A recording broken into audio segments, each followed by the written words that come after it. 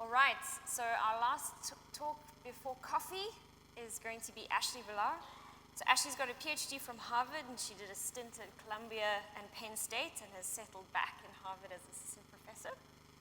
I asked Ashley to give a little bit more background of machine learning in astronomy specifically, but I'm pretty excited to hear how she's going to tell us how to talk to our data and have it talk back. So thank you very much, Ashley.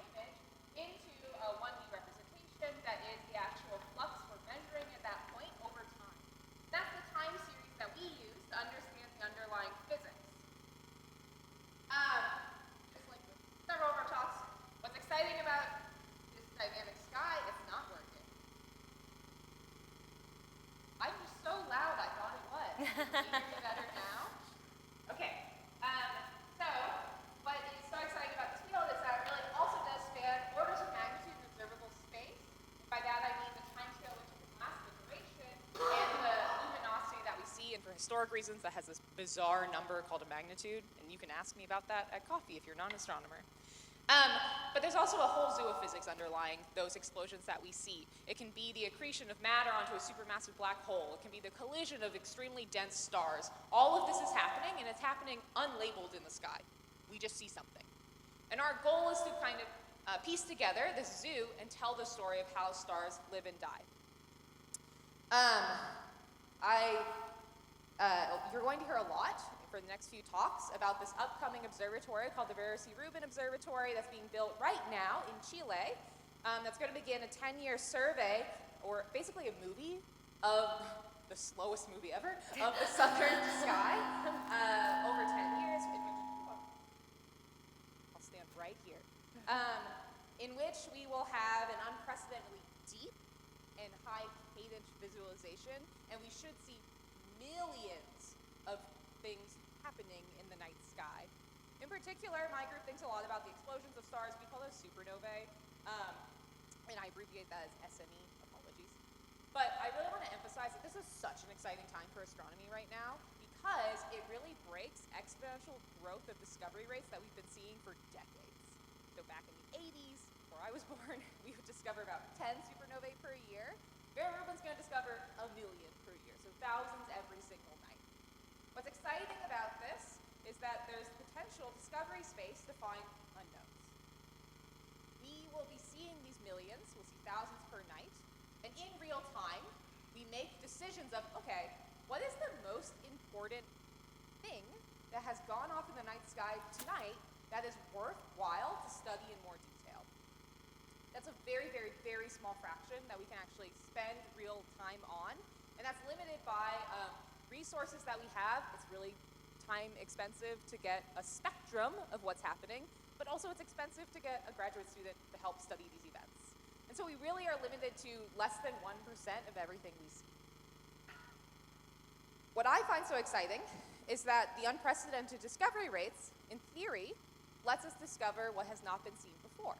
If we discover 1 million explosions every year, there's a chance that we can find a 1 in a million level of phenomenon. Even if that phenomenon is something that's not expected in this physical landscape I presented for you. And of course, in this group, that phenomenon might be from other intellectual life. Okay, so that's the idea, is that we have this kind of observational space that we're thinking about. We see all these time series, and we have to try to figure out how in the world do we look for new things if we don't have a physical model. I'm rephrasing what has been said to you, but in the words I think you'll see again and again. The way we do this typically is that we look at these light curves, light over time, and we extract features from it. As a physicist, those features can be engineered but very easy to understand. Again, like how long is it lasting and how bright does it get? And what I can do is I can then take those like messy, irregularly sampled, different size data sets of light curves, and I turn them all into the same size vectors, and I make scatter plots like this. Obviously, I'm not literally doing this, but I make a small dimensional vector space, and I call that space a feature space, or I can call it a latent space if those features aren't directly observable. And then it's super easy to find weirdos. It's that guy. It's the guy that's not in the high density region where I see lots of other phenomena. What makes this a little challenging is, well, one, someone mentioned this, feature engineering is way harder than I'm giving credit to it. But also, part of this is because there's no like physical model to rule them all. I really can't just say, all of this is being driven by the explosions of stars, and I can write down the exact differential equation and just pull out the energetics of that. I can't, because there's so much that's happening, and by definition, I don't know the physics of the unknown I'm looking for. And that's one reason why we're turning to these data-driven methods, is that we want to extract these features that can be nonlinear, complex, but that I don't have some great idea as a physicist for what it is I'm looking for. I'm still making those same feature or latent spaces, it just now I've changed the axes. The way that we do this, in my cartoon form, has already been said to you, and I said it in passing. I take some higher dimensional version of my data that is many, many points of my light curve, and for every one of those different light curves, the explosions I see in the night sky, I project all of them into a low dimensional space. That projection I'm finding is really hard. It is not, and when I say that, I'm not literally doing linear algebra typically. I'm typically doing some form of a neural network, some deep learning model. Okay.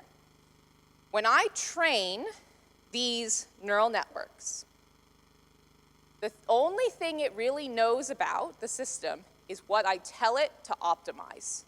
I tell it, here's your objective in life. Maximize or minimize this objective. We've heard this term, self-supervised or unsupervised. That means I'm not telling it, your objective is to tell me the labels of all these interesting physics. Your objective is not to tell me where the weirdos are. We're going to play a clever game where we say, no, your objective is to just learn about yourself. And one common way we do this is that we say, to do this projection, let's play a trick. You're going to start with this high dimensional space, project into that lower dimensional latent space, and then so that I can give you an actual objective in life, unproject. Go back to the original space. And then my goal is going to be, can you reconstruct yourself? Can you reconstruct yourself, but with this really important bottleneck that is this low dimensional latent space in the middle? And this common setup you've actually already seen. It's called an autoencoder, and you'll see it again and again, where there's this idea of doing the original projection, the encoder, and then going back to the original data. That's just a trick to help us actually train this neural net to learn about itself. But at the end of the day, we're going to throw away the decoder, and we're just going to be left with this wonderful low-dimensional visualization of the data itself. And we can use that to look for weirdos. And then really the game is that simple. Now that we're in this low-dimensional space, how do I actually find anomalies? For example, this cow, which is a cow for an actual reason, but you can ask me at coffee. And I could look for things that are in a low-density region of the space. And one way that I think you'll see in this, because we use it a lot in astronomy, is something like an isolation forest. Really, I look at these spaces like the scatter plot. I randomly put down a cut in this space, and then I just ask a question. Hey, are you really hard to isolate? Like, does it take many, many cuts of my space? Or is it really easy to isolate you? If it's easy to isolate you like this cow, you must be super weird, because that was way too easy. And if you are really difficult to isolate, well, you must be really normal. You're just in the middle of the pack. So things like this let us find those low-density regions without actually having to do the much, much harder task of estimating density in a moderate dimensional space. Okay. I flew through that hoping that I saved time. Perfect. So now some fun things.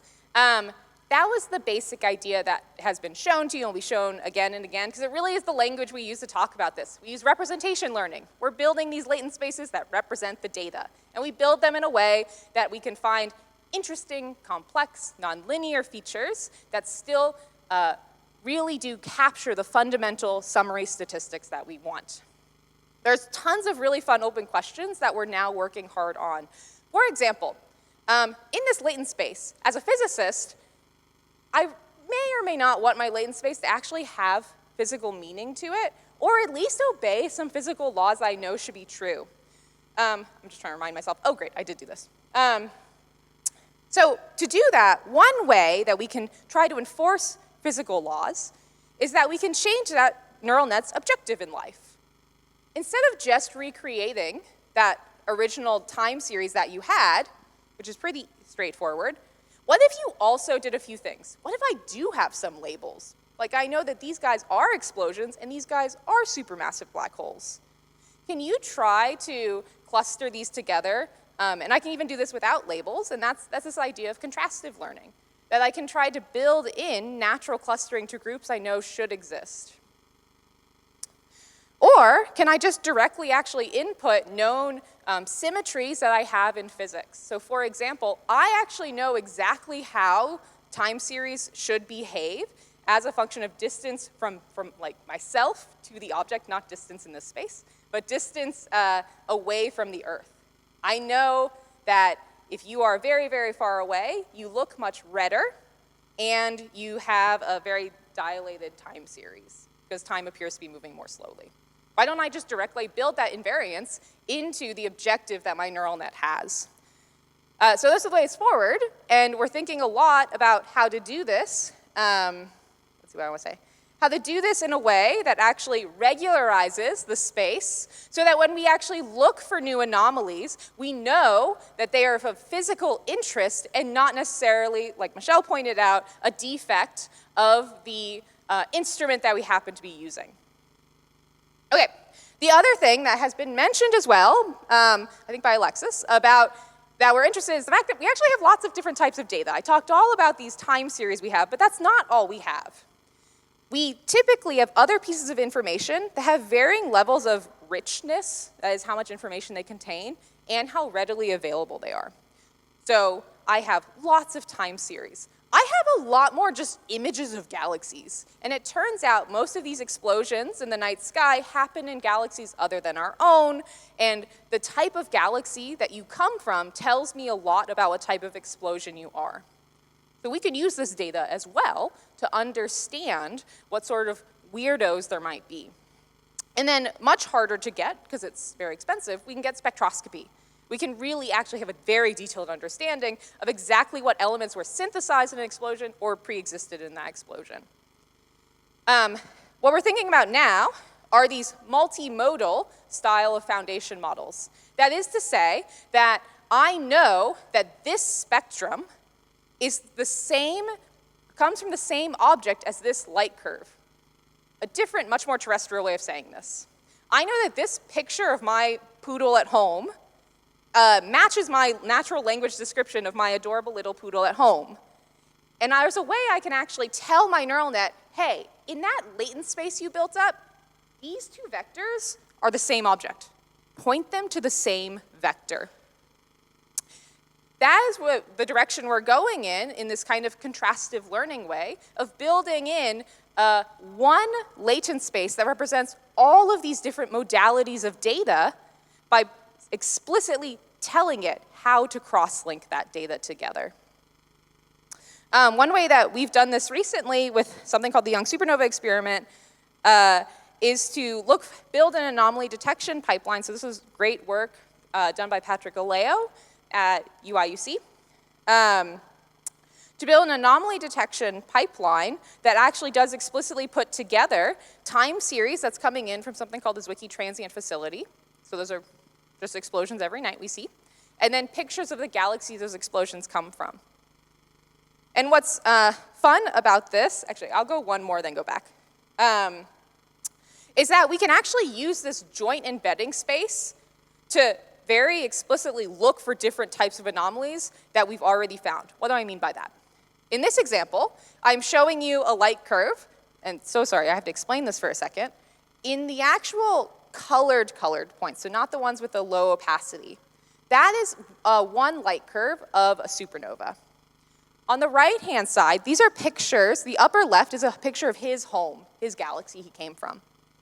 What you can now do by building this embedding space is ask the question, I found this guy, here's his light curve, here's his home, find me the closest neighbors. What else in my data set actually looks like this? And that's what else is being shown. Now in the light opacity points, these are his nearest neighbors also being plotted, and his same neighbors, their hosts are being plotted here.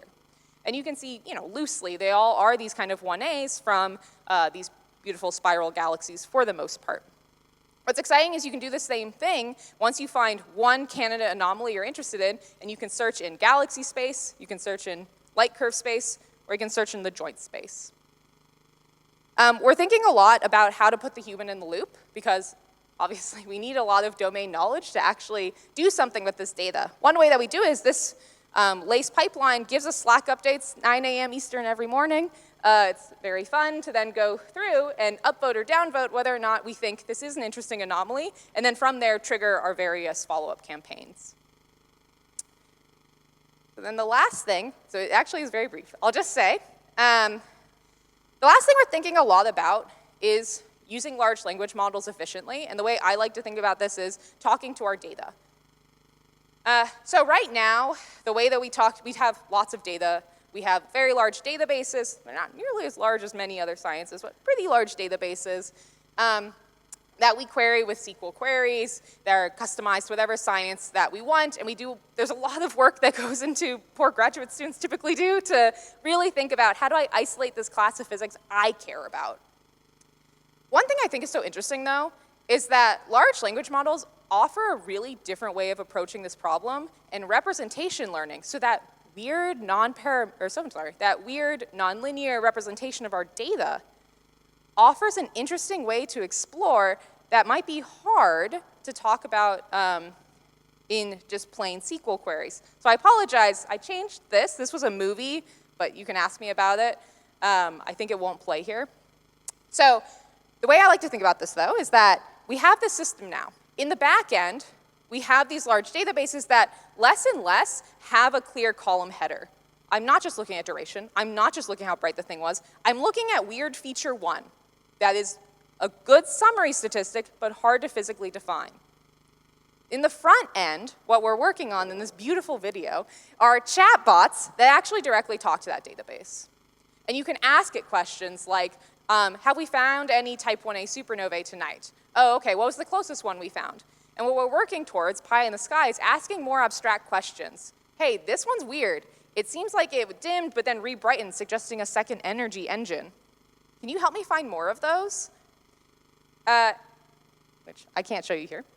But I really do think that this is a very promising way forward, and it really, in a way, makes it more equitable to talk about the data.